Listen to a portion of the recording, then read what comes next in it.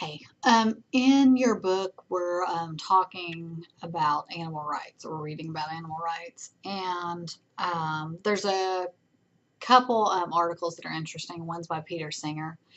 He argues that all animals are equal to a degree. Um, Now, he doesn't say that we're all equal per se, but he says that animals and people should be treated with equal regard.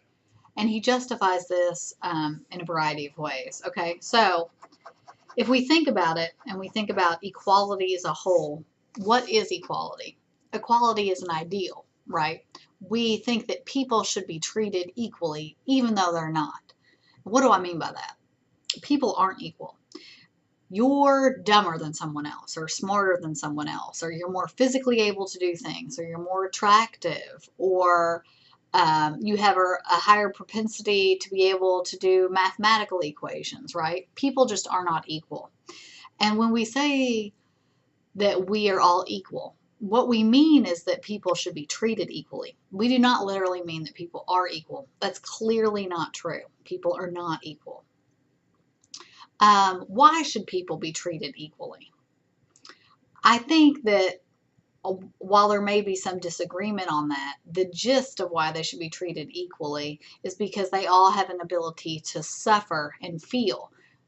This is according to Peter Singer, of course. So we should all treat people equally, not because we have equal abilities, but because we all have the ability to feel things and should be treated as feeling, caring beings who are capable of suffering. And he says that that is the same way we should treat animals in a nutshell.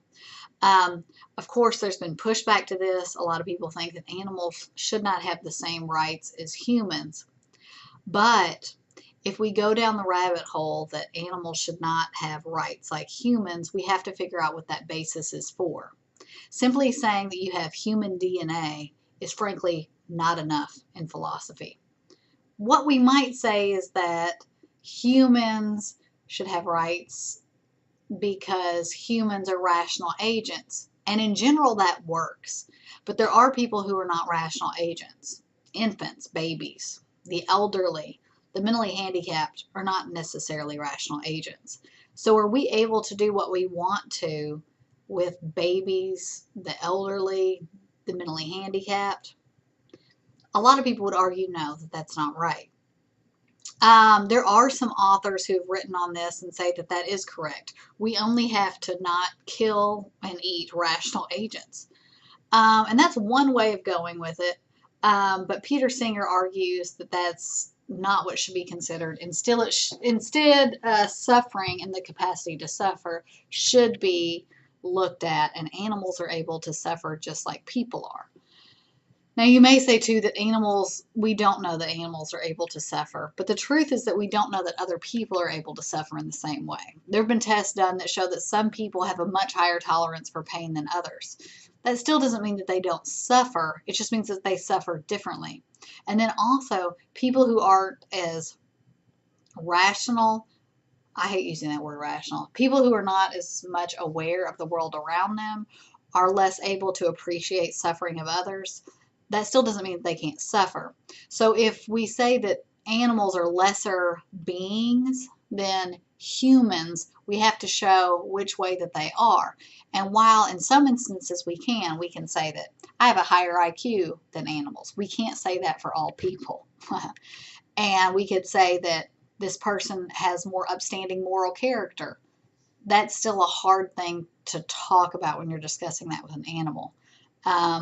So Singer basically summarizes all the different ways in which people and animals are different and says that we can make a lot of these distinctions within the human race as well, so animals should have rights. The other article talks about torturing puppies and eating meat, and it basically argues that torturing puppies is analogous to eating meat in that in the instance of the man who tortured puppies to extract cocamone, right? So he could experience chocolate. It wasn't a necessary thing to do. It wasn't even good for him. He just did it for pleasure. And most people eat meat not because they have to or because they should, but simply because they want to. They want to eat meat. Does it cause immense suffering amongst animals? Yes, it does. And people don't care. And because of that, if you are okay with eating meat, you should also be okay with torturing puppies and a host of other awful things because they are basically the same. If you guys have any questions, feel free to let me know. Bye.